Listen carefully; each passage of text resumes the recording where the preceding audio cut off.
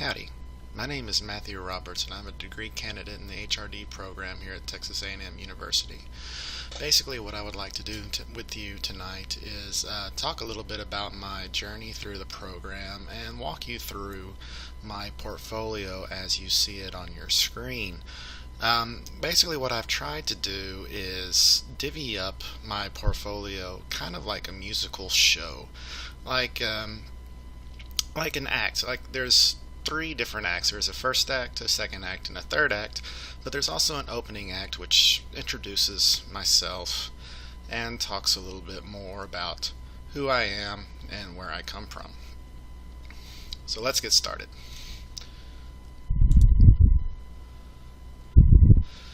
Basically, before I started the program, I was a human resources manager for a number of years with a small company, a logging company actually. We supplied logging materials, basically raw material, raw lumber, to various manufacturing plants around southeast Texas, mostly Silsbee. And I was an HR manager for them with a direct report to the VP. Um, I fell into human resources. I didn't really have that as a career goal graduating from undergrad. Um, I really fell into it. I was really desperate for a job, and I applied for this job on a whim, and they hired me because they liked me pretty much. And I started off as an HR admin, and the HR manager left, and they promoted me very quickly. And I learned on the fly, and I spent a number of years there, but sadly, the organization shuttered. They told me that they would be letting me go at the end of the year. Um, so that was in the spring, and they said, I had about 8 months to find a new job, but I found a new job fairly quickly. And I found a job working as a director of human resources for a charter school. It was a charter school. It was headquartered in Bryan. It had three campuses, and I was the head of human resources. Now, if you've had me in one of your classes, and if you've heard me talk about it, you've heard me talk about it, how I failed, and that's really my first taste of failure as a HR professional. Um, and I didn't really know how to handle it. I had things had really came easily for me up until that point. So I was an outsider to the field of education. I wasn't familiar with the terms, with the practices, especially the hiring practices, um, and which was what I was brought on to change.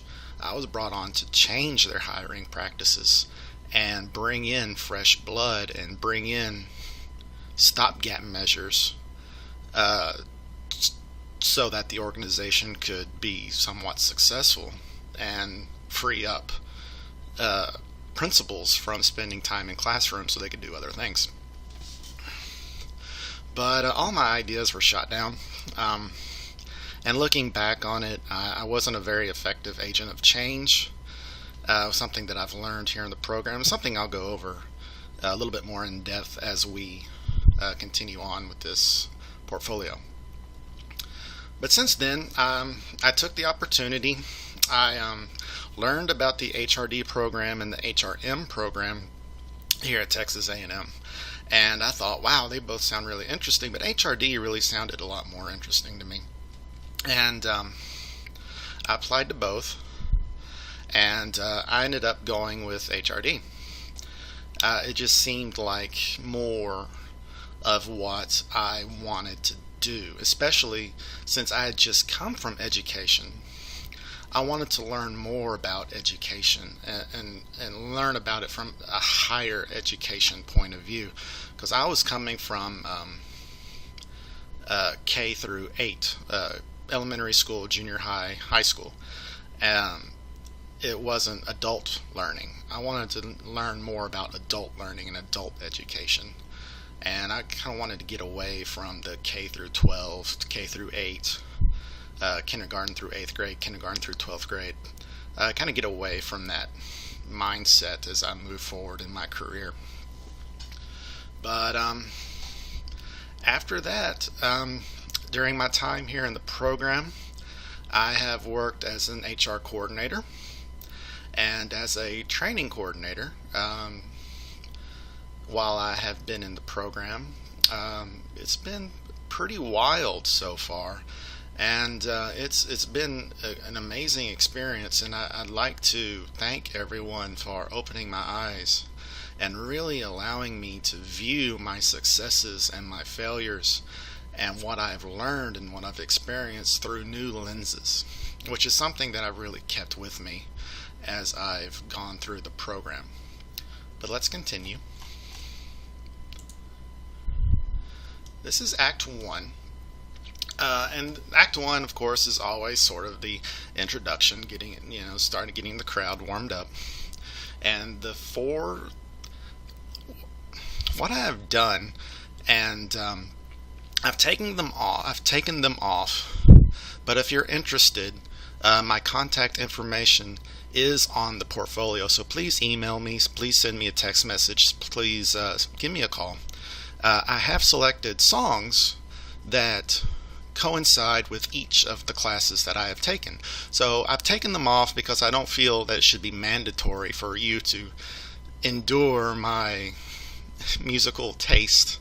But if you are curious, I will be more than happy to send you a list and a YouTube link to each song that matches up with each course, including the seminar. But let's get back on topic. Beginning, I really bounced around the program. I really kind of picked and choose. It was really like a bird eating food. Really just kind of picking what seemed interesting at the time. I did not take foundations until later in the program.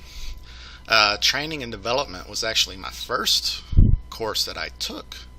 But I did not take foundations until much later in the program, which is very interesting. But I'm glad it was like that, because I know now, after viewing everything I had learned and then going back and really taking foundations as a refresher and solidifying that foundation,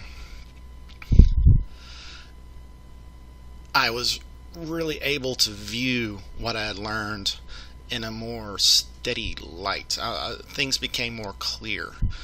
Foundations, if I had to go back and do it again, I would have taken foundations much earlier, as people probably should.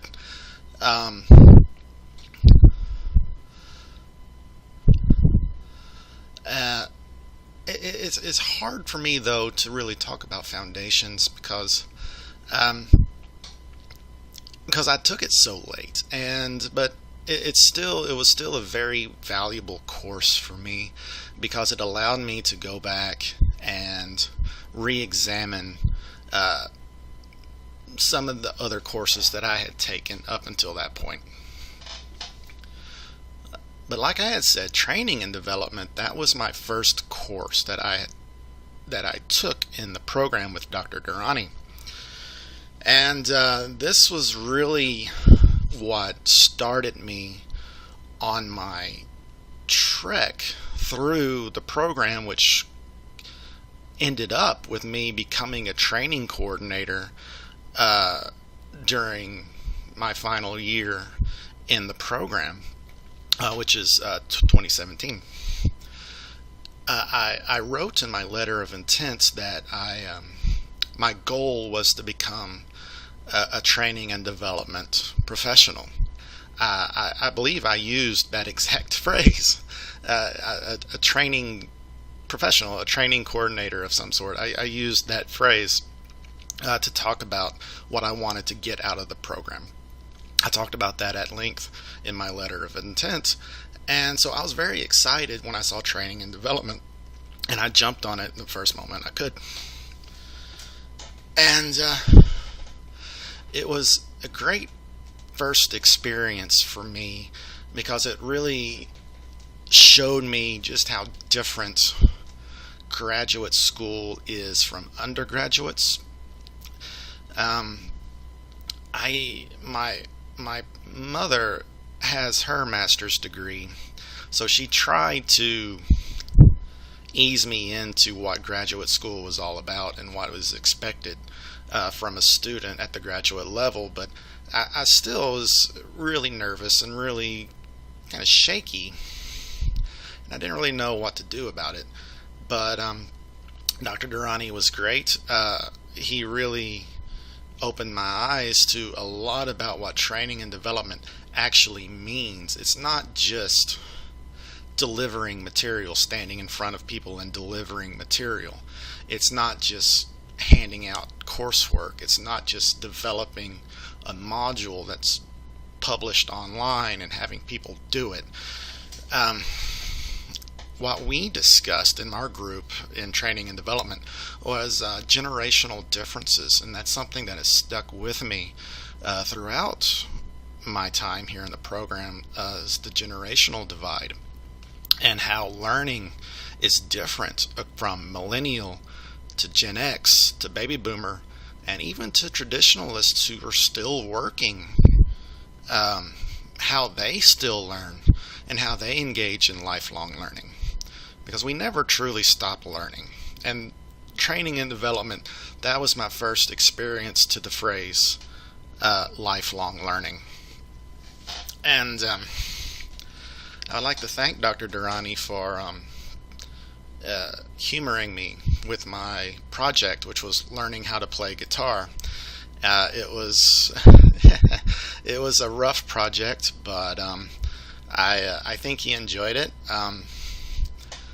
But still, I mean, the experience of learning, of developing my own training system to learn how to play a very difficult instrument was very rewarding and very enriching. And I really learned a lot about what it takes to develop a training plan for something that might be difficult. I found something that works for me. What I need to do now is find out more about what works for others. And in 612, I really learned a lot more about that, what works for others. And we really focused on the generational gap in my learning group and my peers that I had in that group. We discussed that at length.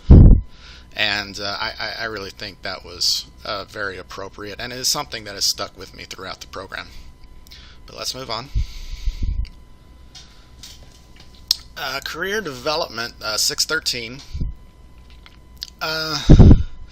Career development, I try to think about my own career and see how my growth and how I've progressed and how I can measure myself against my peers in my age bracket and see where I measure up and see where I don't measure up. And I'm trying to chart out an outline for myself. But that's not all that career development is about.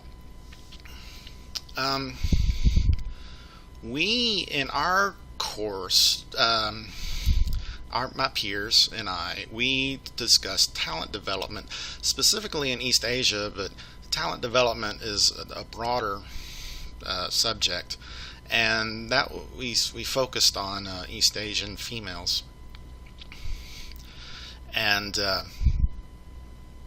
we really focused on that and talked about how we can develop talent and the benefits of developing in-house talent and developing in-house careers and things that really has stuck with me through the program, because I'm jumping ahead and I'm sorry to do so, but I took training task analysis right after training and development, and that was when I was exposed to return on investment. I want to apply the concept of return on investment to career development, because as you invest in your employees and you invest in your employees' careers, you're bound to get a positive return on your investment. They're more likely to stay. They're more likely to be happy, more productive, work harder, stay later, all that fun stuff. But we really spend a lot of time working on the concept of talent development and the effects of positive talent development. Not so much negative, but mostly on the positive. And in 625, organizational development, again, this is something that I waited until the last semester to take. And again, if you're reading along, you'll kind of see why. It wasn't something that I really considered to be something that was part of my utility belt, so to speak. But as I took the course, and as I'm completing the course, and as I'm engaging with my peers, I'm learning more about just what it takes to develop an organization as an individual.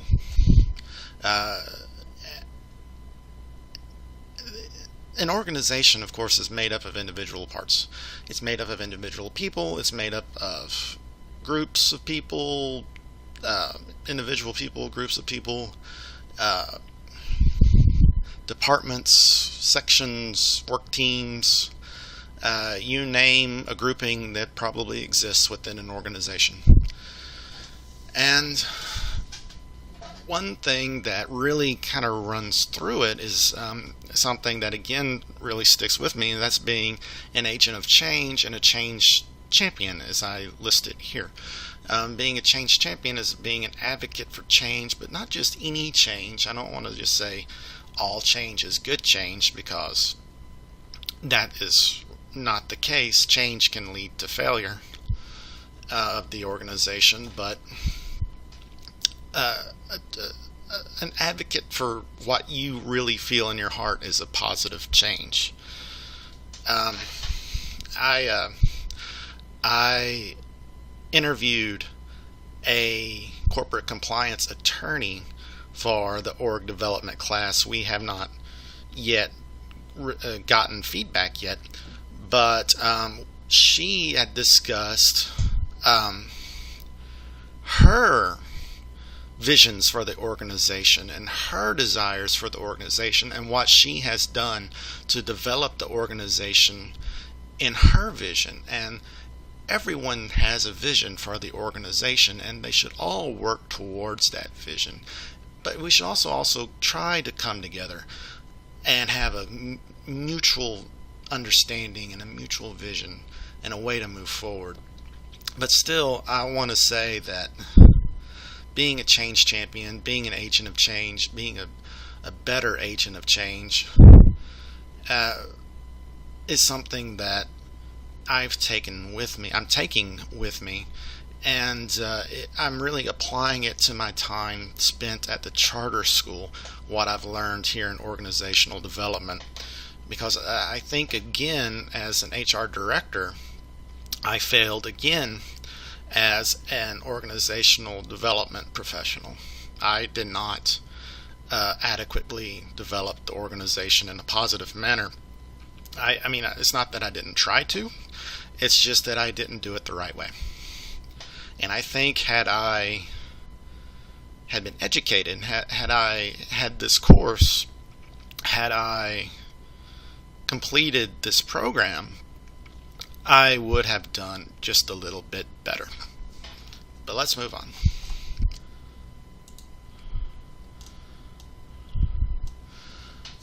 Moving on, we are on Act 2.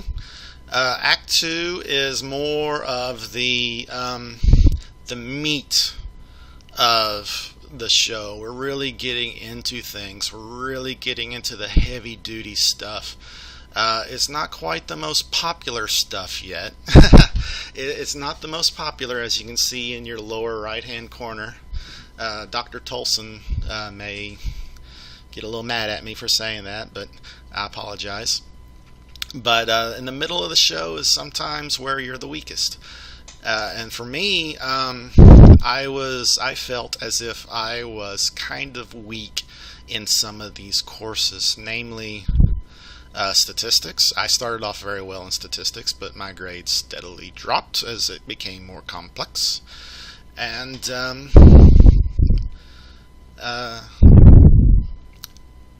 I don't really have an excuse for it.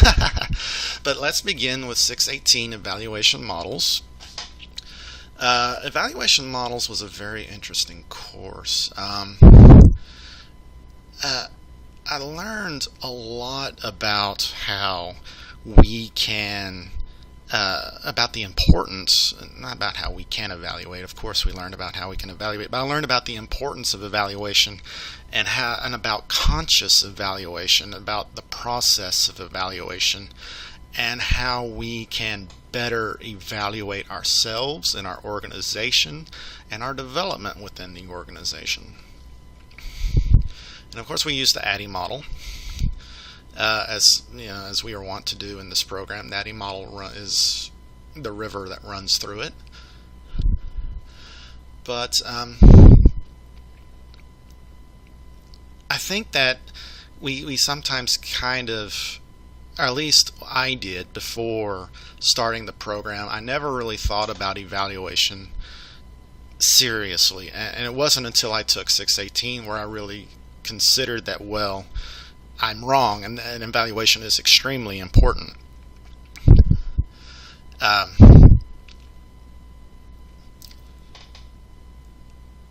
Because, and I go back again to my time in training task analysis. I keep going back to that because there's the one all-important phrase that I learned during that first mini-mester, which is return on investment. I keep going back to that phrase, and evaluation models help us determine whether or not there is a positive return on investment. And I think that is something that we have a strong need to pay attention to, something that we need to have to justify our existence.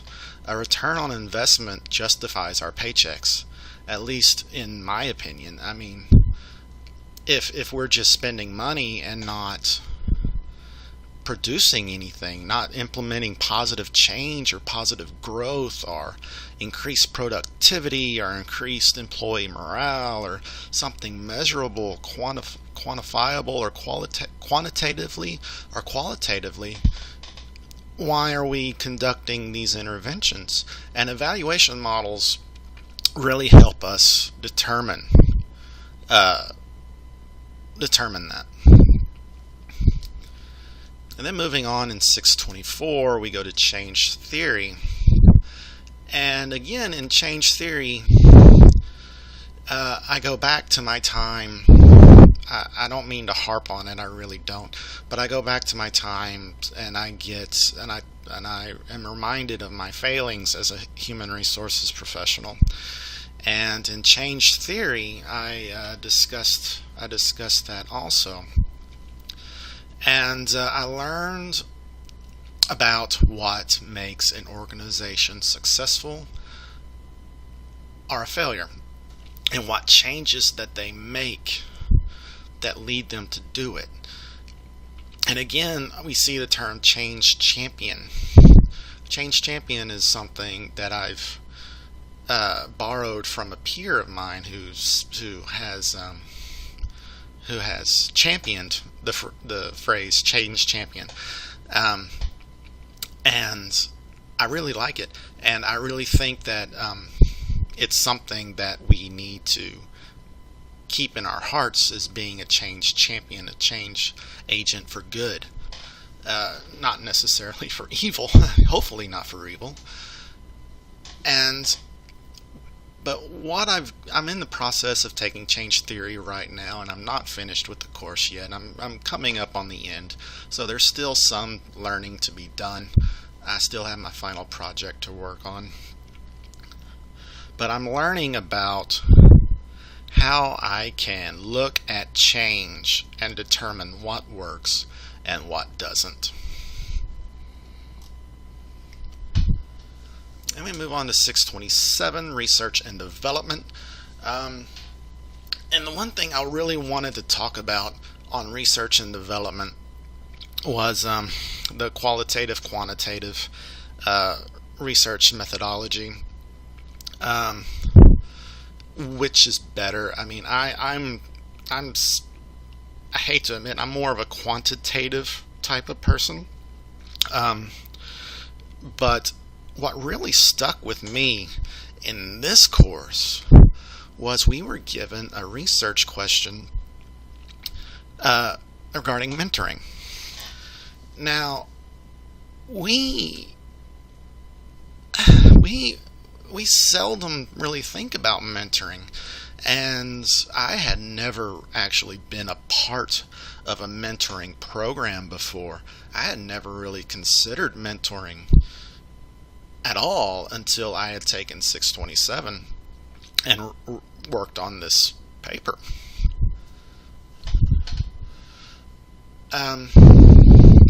And it really has stuck with me, and it's something that I'm going to carry with me as I continue on in my career.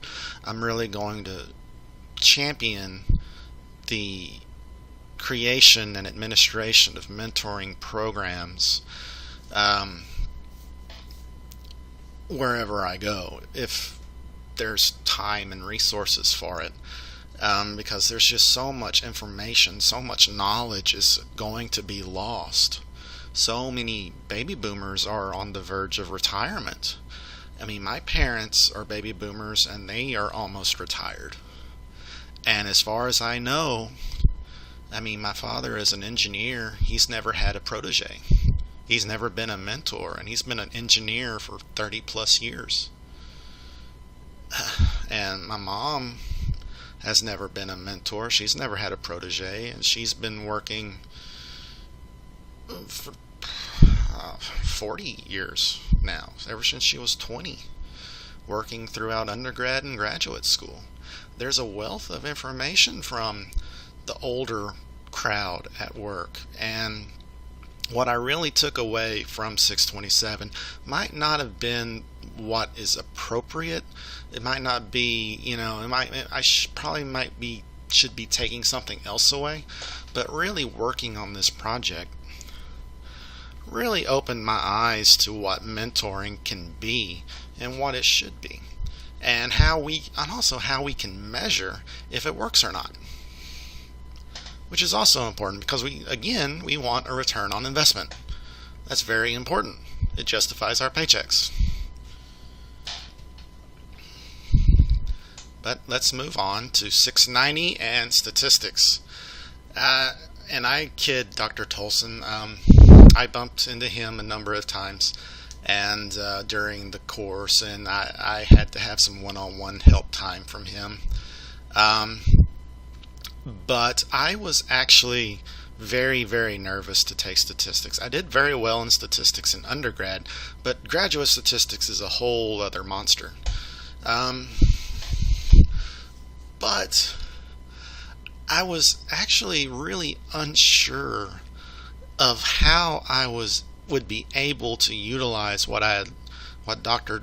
Tolson's vast wealth of knowledge, how I could apply that to my other courses and how I could apply it to my career moving forward. But as I moved forward in the course, and as I moved forward in my time in the program, I learned that statistics are very, very important, and being able to understand statistics is extremely important, and being able to develop statistical models, being able to interpret statistical models, being able to write about statistics, being able to talk about statistics is extremely important. I know Mark Twain said that there are 3 kinds of lies: damned lies, and statistics. I don't think that's the case anymore. I really don't. I think statistics in the 21st century is much different than what it used to be. I think it can be a predictor of behavior. and I think it can be a predictor of cost. And which goes back to my one harping selling point, which is return on investment. Um, but I believe in measuring things. I believe in quantitative research. I believe in measuring things, and statistics help us do that. And for that, I am extremely grateful to have taken EA 690 with Dr. Tolson. But let's move on.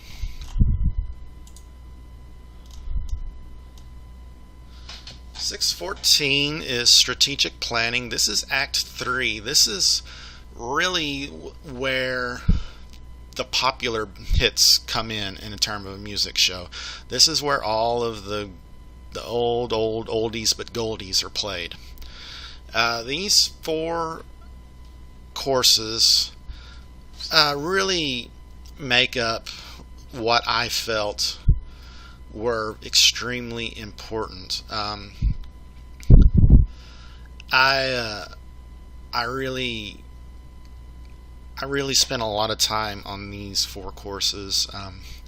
I know 2 of them are electives, but they really mean a lot to me as a student, as a learner, as a lifelong learner. And I am going to take with me a lot of what I learned from these 4 courses, and I did not take them all in one go. I took strategic planning here in my last semester.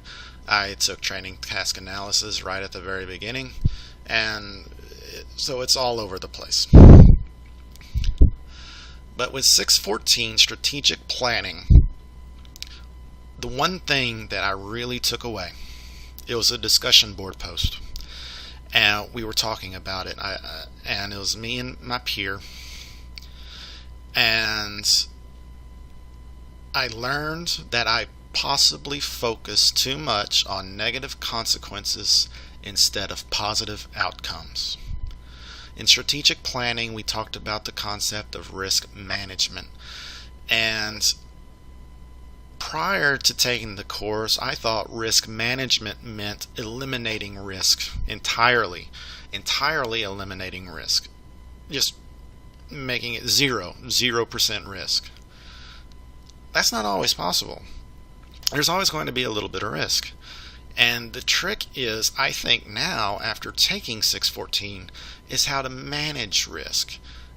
How to successfully navigate behavior that has some degree of risk and still maintain a positive return on investment.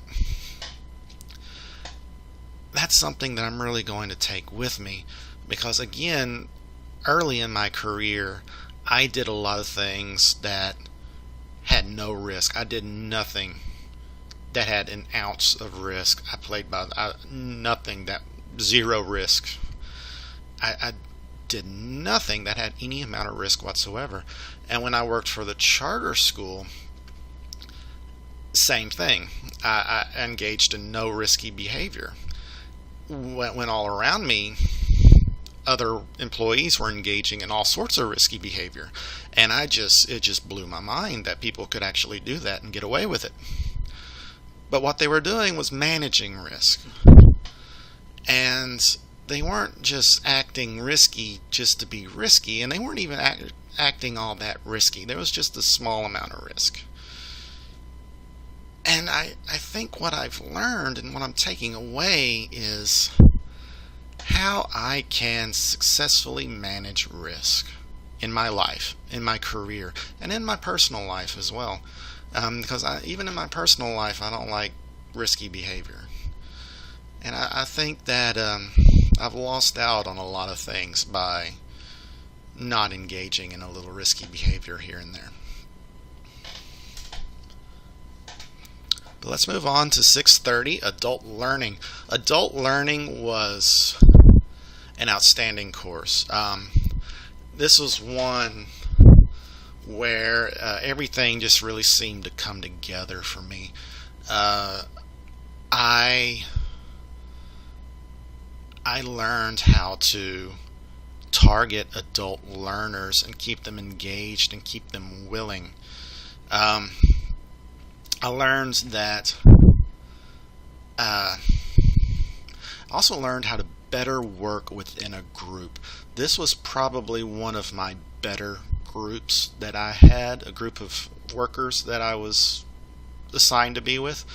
It worked out really well, though one of us dropped, but that's okay. People do that. I've done it. People do it. Um, but it was a great group, and I'll never forget them. And uh, I really learned about the differences from childhood learning to adult learning and what works for a young college person versus a middle-aged person. What works for each? Because, we still consider college kids to be college kids. Undergrads be undergrad kids. We still consider them that. Some people do. I do. But it's still, there's that difference there, and that shows you that there's a difference in generations. People assume that there's a maturity level, that there's an involvement level, that there is a engagement level that is different between certain groups. And it's by age group. I don't want to say certain groups, I mean by age group. So, and what works for the middle-aged person may not work for a millennial, and vice versa. This really harkens back to my time spent in training and development, where we discussed very similar ideas with a similar group. My group in training development was also outstanding, and I'll never forget a lot of those guys and girls. But let's move on. 622 Training Task Analysis. Now this course I have saved for next to last, because of one reason, and that's I've talked about it already. I've ruined the surprise, but it's the concept of return on investment. That was my first time to ever hear the phrase return on investment, was in training task analysis. It was, and it really influenced me to really reevaluate how I do business and how I conduct myself in the workplace and how I expect others to conduct themselves in the workplace. Because they can't just spend money and expect things to work out. Money will run out in a for-profit environment. You can't just throw money at the wall and see what sticks. There has to be a return on investment. You have to rationalize what you're doing. And I really kind of kept that in the back of my head as I've moved through the program. I really kept that in the back of my head, trying to always find a return on investment in all of my courses, trying to find where the investment is, how much the investment is, and what the return is.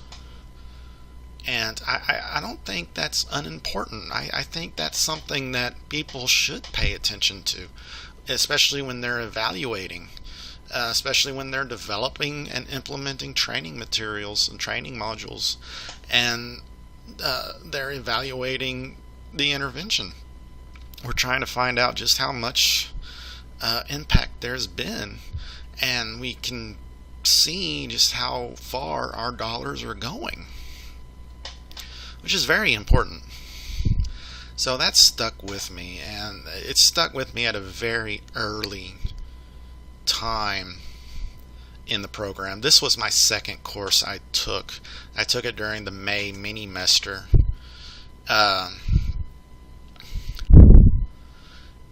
And it was intense. I learned a lot, and a lot of it has stuck with me throughout the program, and it's really just an outstanding course, and I think it should be expanded to a semester-long course.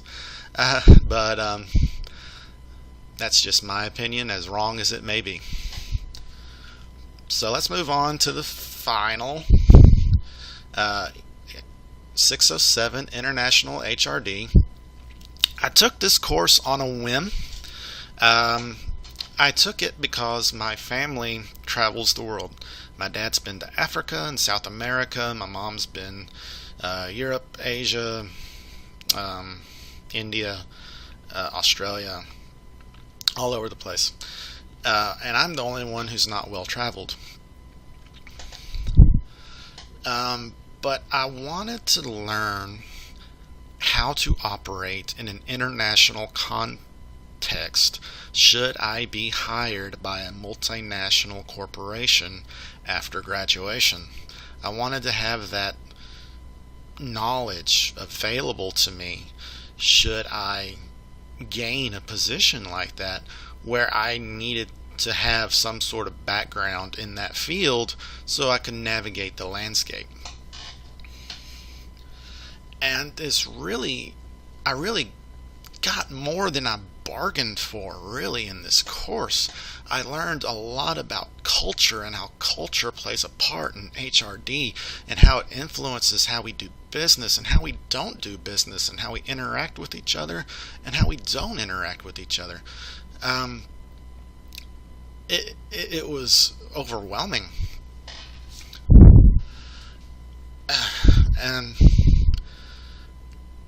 But I also learned how I fit in the global stage. I learned that I have a place should I need to take one in the global arena. I learned that culture is a thing. It's valid, and all culture is valid. And I also learned some other life lessons from Dr. Wang. Notably that, and this is very sad to me, but she, and I may be misquoting her, and if I am, I'm terribly sorry, but we talked about a group of people who refuse help. And you can't help them, and you ask them why, and they say, we don't need help. We are doing just fine on our own. We make our own money. We do really well for ourselves. Our trade is kind of rough, but we make do, and we make very well money-wise. We do very well money-wise, so we don't want your help. We don't need your help. There's other people you can help. And that is something that really also stuck with me. Learning that you can't help everyone. Some people just don't want to be helped. Your way of doing things may not be the best way. Your way of doing things may work for you, but it's not going to work for someone else. You know, you're not the center of the universe. What you value is not what someone else may value. And that really stuck with me. And that's why I left International HRD last, because I learned about how to conduct business. Of course, I learned about how HRD plays a role in international context, but I also learned a number of life lessons. I learned about people and how to help people and how not to help people.